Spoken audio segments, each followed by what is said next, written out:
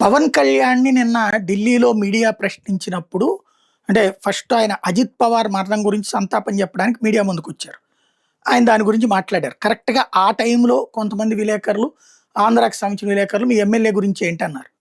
ఆయన ఏం మాట్లాడకుండా వెళ్ళిపోతే దాన్ని వైసీపీ ట్రోల్ చేస్తుంది. పారిపోతావా నువ్వు?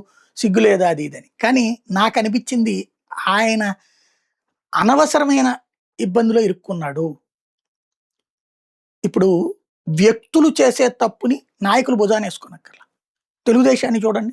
చక్కగా ఆళ్ళిద్దరూ ఎవరు ఆదిమూలం లేకపోతే గనక రవికుమార్, నజీరు ఇట్లాంటి ఉదంతాలొచ్చినప్పుడు విచారణకు ఆదేశించింది. కమిటీ వేసింది. అదే సందర్భంలో ఆ తర్వాత సెటిల్ అయిపోయినాయి అవి. అది చాప కింద నీరులా చేసుకెళ్ళింది. ఈ ఉదంతం ఇప్పుడు చూస్తుంటే దాదాపు నెల, నెలన్నర నుంచి నడుస్తోంది. మేనేజ్ చేయడానికి ప్రయత్నించారన్నటువంటి విషయం ఆయనది తాతన్ శెట్టిది ఈళ్ళని చూస్తే కూడా తెలుస్తోంది. మేనేజ్ చేయాల్సిన అవసరమే ఉంది ఇందులో. అమ్మాయి బ్లాక్‌మెయిల్ చేస్తే అప్పుడే కేసు పెట్టించాల్సింది. అలాగే ఇతనిది తప్పైతే ఇతనిది శిక్షించాల్సి. సస్పెండ్ చేస్తే అయిపోయేది గదా! కానీ ఇతన్ని కాపాడాలని పార్టీ నుంచి ఒత్తిడి, చివరికి ఆ ప్రెస్ నోటు, ఇప్పుడు చివరికి ఆయన మాట్లాడలేకపోయారు. పవన్ కళ్యాణ్ చెడ్డోడు గాదు. పవన్ కళ్యాణ్ దుర్మార్గుడు గాదు. తప్పుని అంగీకరించలేని మనస్తత్వం ఉన్నటువంటోడు. కాబట్టి నిన్నేం చెప్పాలో అర్థం కాలేదు ఆయనకి. మనసు బాధపడ్డాడు. ఫేస్‌లో గూడా ఇది కనబడుతోంది.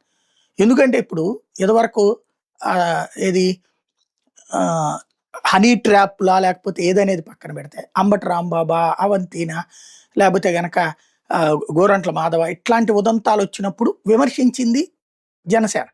ఇప్పుడు అదే ఉదంతాలు తమ దగ్గరకొస్తున్నప్పుడు ఇప్పుడు కాదు అని చెప్పడానికి లేదా రివర్స్‌లో సోషల్ మీడియా ట్రోల్ చేయొచ్చు కానీ, పవన్ కళ్యాణ్ మనసులో అయితే అది తప్పు అన్నది తెలుసు. కానీ ఆ వ్యక్తులు చేస్తున్న తప్పు పార్టీని వెంటాడుతుంది. ఇదివరకు అప్పుడు గూడా అంతే. ఆ వ్యక్తులు చేస్తున్న తప్పు పార్టీని వెంటాడింది. అప్పుడు రాజకీయంగా విమర్శించారు పవన్ కళ్యాణ్.